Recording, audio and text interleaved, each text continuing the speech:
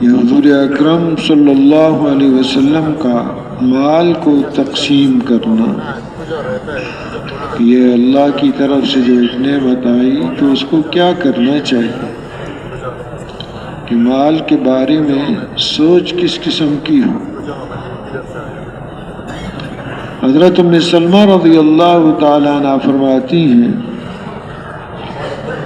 کہ میں جانتی ہوں کہ جس دن نبی صلی اللہ علیہ وسلم کے پاس سب سے زیادہ مال آیا ساری زندگی میں، یہاں تک کہ آپ کی اللہ تعالیٰ نے روح کو قبض کر لیا،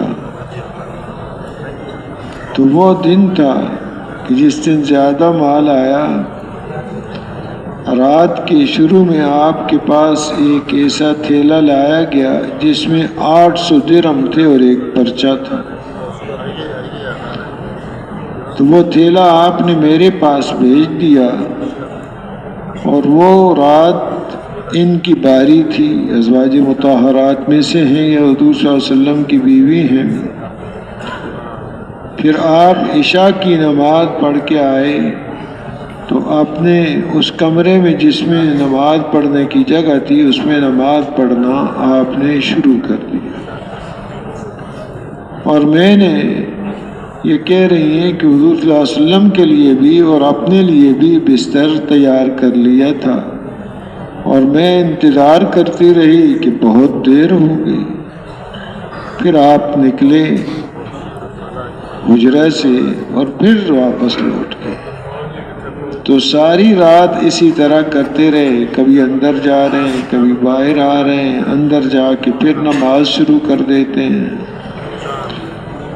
یہاں تک کہ صبح ہو گئی، اور صبح کی نماز کے لیے آپ کو بلایا گیا۔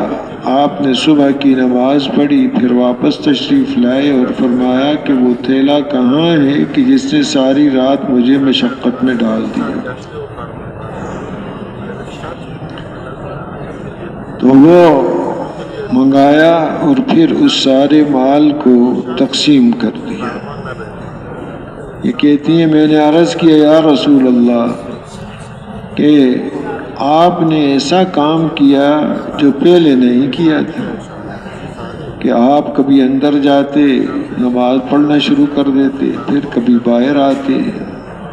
تو آپ صلی اللہ علیہ وسلم نے فرمایا کہ میں نماز پڑھتا تھا اور مجھے اس تھیلی کا خیال آ جاتا جس میں پیسے رکھے ہوئے ہیں 800، اور پھر میں آتا نماز سے فارغ ہو کر اس کو دیکھتا اس تھیلے کو، پھر واپس آ جاتا اور پھر نماز شروع کر دیتا۔ تو ساری رات اس طرح گزر گئی کہ پریشانی رہی کہ رات مال میرے پاس کیوں ٹھہر۔ ابو بردہ حضرت ابو موسیٰ اشعری رضی اللہ عنہ سے نقل کرتے ہیں کہ حضرت اعلیٰ ابن حضرم رضی اللہ عنہ نے بحرین سے رسول اللہ صلی اللہ علیہ وسلم کی طرف 80,000 بھیجے، اور حضور صلی اللہ علیہ وسلم کے پاس اتنا زیادہ مال نہ اس سے پہلے آیا اور نہ اس کے بعد۔ آپ نے اس 80,000 کے بارے میں حکم دیا کہ سب کو چٹائی پر ڈال دو سب کو۔ پھر اذان کہی گئی۔ اب رسول اللہ صلی اللہ علیہ وسلم مال کے پاس آئے کھڑے تھے، اور لوگ آتے اور آپ ان کو وہ مال عطا کرتے جاتے، دے رہے ان کو، اور اس دن نہ گن کر دے رہے تھے نہ وزن کر کے دے رہے تھے، بلکہ مٹھی بھر بھر کے دے رہے تھے، مٹھیاں بھر کے دے رہے ہیں، گن کے نہیں دے رہے۔ حضرت عباس رضی اللہ تعالیٰ عنہ آئے اور عرض کیا یا رسول اللہ، بدر کے دن میں نے اپنی جان چھڑانے کا فدیہ اور عقیل جو ان کے بھتیجے ہیں حضرت علی رضی اللہ عنہ کے بھائی ہیں، ان کا فدیہ میں نے دیا تھا، کہ بدر میں ان دونوں کو قید کر لیا گیا تھا، پھر فدیہ دیا جان چھڑانے کے لیے، انہوں نے اپنا بھی اور ان کی طرف سے بھی۔ اور عقیل کے پاس اس وقت کوئی مال نہیں تھا۔ آپ مجھے اس مال میں سے عطا کریں۔ آپ صلی اللہ علیہ وسلم نے فرمایا لے لو۔ تو ان کے پاس جو ایک کالی نقشدار چادر تھی اس میں اپنے ہاتھوں سے بھر بھر کے ڈالتے رہے، اور پھر جب لے کے چلنے لگے تو اتنا زیادہ تھا کہ وہ اٹھا نہ سکے، تو سر اٹھا کے نبی صلی اللہ علیہ وسلم کی طرف دیکھا اور عرض کیا یا رسول اللہ یہ اٹھا کر میرے اوپر رکھ دیں اس کو۔ آپ صلی اللہ علیہ وسلم مسکرا دیے کہ آپ کے دندان مبارک ظاہر ہو گئے۔ تو آپ نے فرمایا لیکن یہ جو مال بھر لیا ہے چادر میں، اس میں سے کچھ واپس کر دو اور جتنا اٹھا سکتے اتنا لے لو۔ تو انہوں نے اسی طرح کیا، کچھ کم کیا، پھر اس مال کو لے کر چلے گئے۔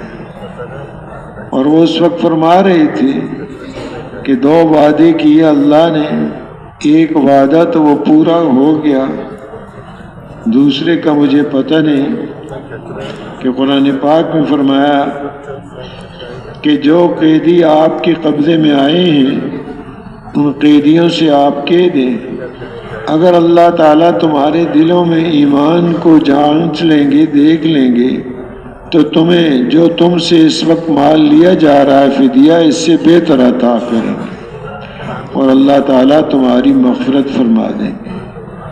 اور یہ جو اس وقت مجھے مال ملا یہ بہتر ہے اس سے جو ہم سے لیا گیا تھا۔ یہ ایک وعدہ تو پورا ہو گیا، اب دوسرا وعدہ کا مجھے پتہ نہیں کہ مغفرت کے بارے میں کیا کیا جائے گا، کہ اللہ مغفرت فرما دے، کہ وہ بھی اللہ نے وعدہ کیا تھا۔ تو یہ ہے ان کی زندگی کہ مال کس کام کے لیے جمع کرنے کا تو ایک ہے اجازت، لیکن تصور اس کا جو آج ذہنوں پر سوار ہو گیا ہے کہ گویا مال ہے ہی جمع کرنے کے لیے۔ وہاں یہ تھا کہ اس کو خرچ کرنا ہے۔ رات بھر آرام نہیں آ رہا، حضور صلی اللہ علیہ وسلم کو نیند نہیں آ رہی، جا کے اس تھیلی کو دیکھ لیتے ہیں جس میں پڑے ہوئے ہیں پیسے، پھر نماز شروع کر دیتے ہیں، پھر نماز میں خیال آتا تو اس نے ساری رات مشقت میں ڈال دیا۔ تو پیسوں کا پاس ہونا، مال کا ہونا اس نے مشقت میں ڈال دیا۔ ایسے ہی آئے، اب ہزاروں کی تعداد میں ہے، کوئی اس کی دل کے اندر وقت اور قیمت نہیں، ایسے ہی چٹائی پر ڈال دیا ان کو، اور یہ کہ لوگوں کو دے رہے ہیں، شمار بھی نہیں کر رہے، وزن بھی نہیں کر رہے، ہاتھوں سے بھر بھر کے ان کو دے رہے ہیں، کہ یہ چیزیں کوئی وقت والی نہیں ہے۔ ہاں اس کو خرچ کرنا اللہ کے لیے یہ وقت والا پھر بن جاتا ہے، ورنہ تو یہ پکڑ کا اور حساب کا ذریعہ ہے۔ اس لیے کہتے ہیں نا کہ حلال کا حساب ہے اور آرام پر عذاب ہے۔ حلال بھی اس کا ہوگا تو اس کا حساب، اور آرام ہے تو اس پر تو عذاب ہے، پکڑ ہے اس پر۔ تو جو اللہ نے دیا اس کو خرچ کہاں کرنا، یہ موقع نصیب فرمائے اللہ کے راستے میں، محتاجوں پر، ضرورت مندوں پر۔ ایک تو ہے فرض مقدار جو مال کی جس کے پاس ہے زکوٰۃ کے بقدر، وہ تو اس کی ضرورت، اس کے بغیر تو مال کا خطرہ ہے اس کا۔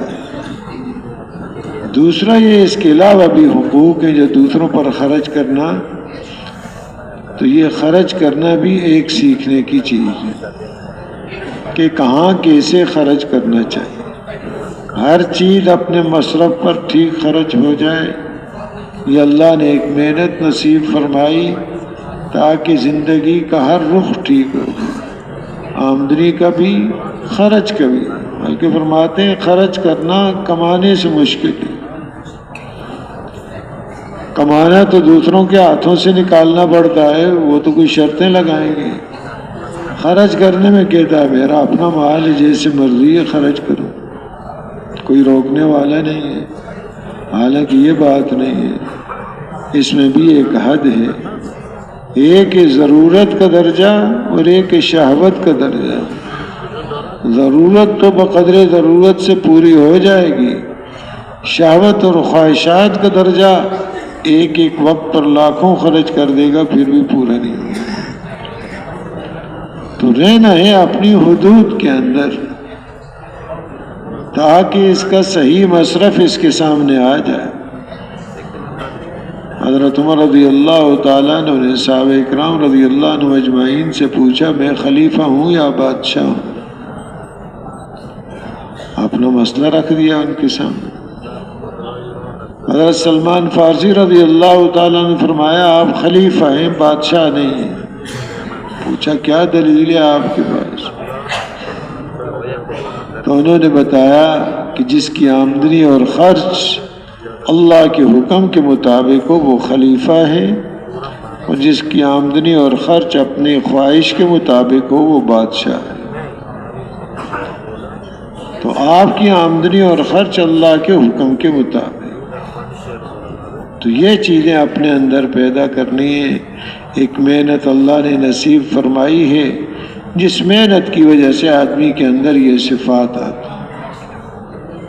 مٹی پر محنت کرے تو اس کے نفع کھلیں گے اس پر، لوہے پر محنت کرے اس کے منافع اس کے سامنے آئیں گے، لکڑی پر محنت کرے تو کیا کیا بنا دے گا وہ سامنے آئے گا، اپنے پر محنت کرے تو کیا بنے گا؟ تو یہ کبھی رخ ہی نہیں کیا۔ حالانکہ محنت کی دولت دی گئی اپنے اوپر محنت کرنے،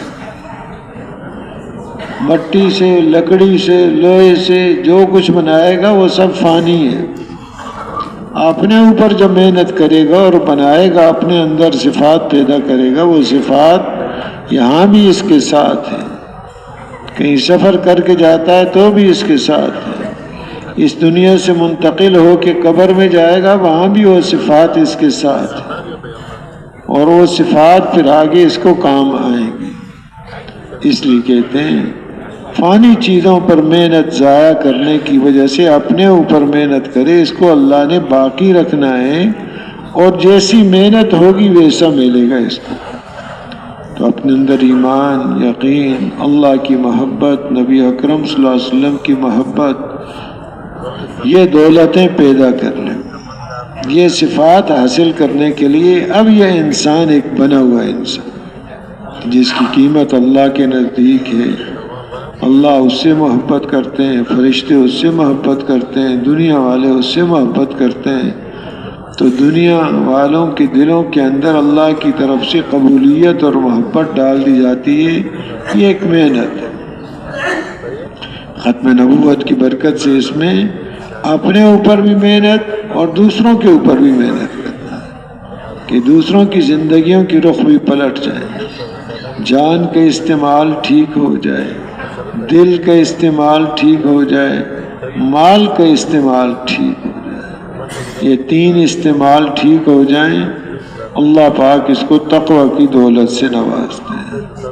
اور جب تقوی کی دولت مل جاتی ہے، ایسی جگہ سے اس کے مسائل حل ہوتے ہیں جہاں سے وام و گمان بھی نہیں۔ دنیا میں بھی ایسی جگہ سے روزی ملتی ہے جہاں وام و گمان بھی نہیں۔ موت کے وقت جب بڑا سخت وقت آتا ہے وہاں بھی مسئلے حل ایسے ہو جاتے ہیں وام و گمان بھی نہیں ہے۔ قبر اس سے زیادہ سختی کا وقت ہے، وہاں بھی اس کا مسئلہ حل ہو جائے گا جس کا وام و گمان بھی اس کو نہیں ہو۔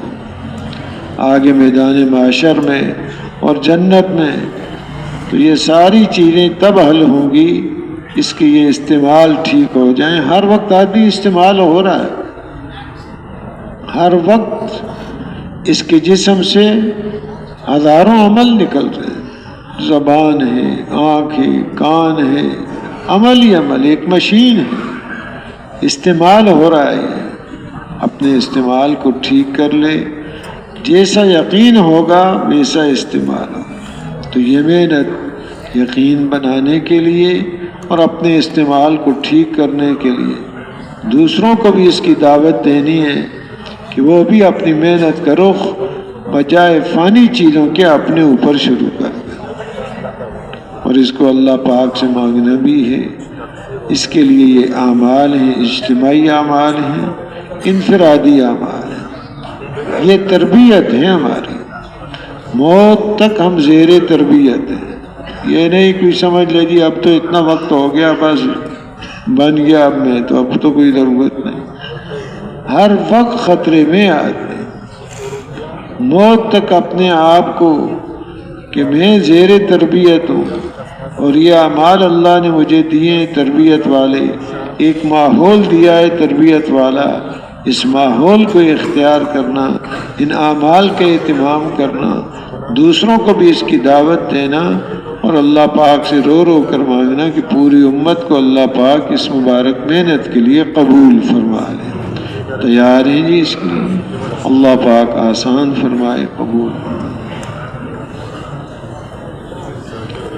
الف لام میم اللہ لا الہ الا هو الحی القیوم وعنت الوجوہ للحی القیوم اللهم صل على محمد وعلى آل محمد وبارك وسلم اللهم أحسن عاقبتنا في الأمور كلها وأجرنا من خزي الدنيا وعذاب الآخرة وصلى الله تعالى على خير خلقه محمد وآله وأصحابه أجمعين برحمتك يا أرحم الراحمين آمين۔